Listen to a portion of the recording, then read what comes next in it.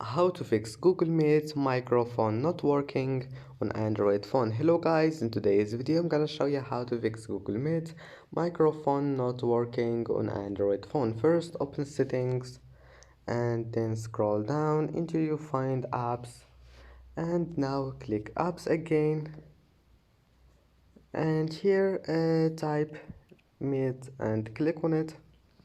And once you're here, now all you need to do, click for stop, and now click storage, and now clear cache, and then go to permissions, and here we'll find the microphone. Click on it and click allow, and after that go back and try again, restart your phone and try again. And if that also doesn't fix your problem, now click clear data and click OK. And that's it. Don't forget like and see you in the next video.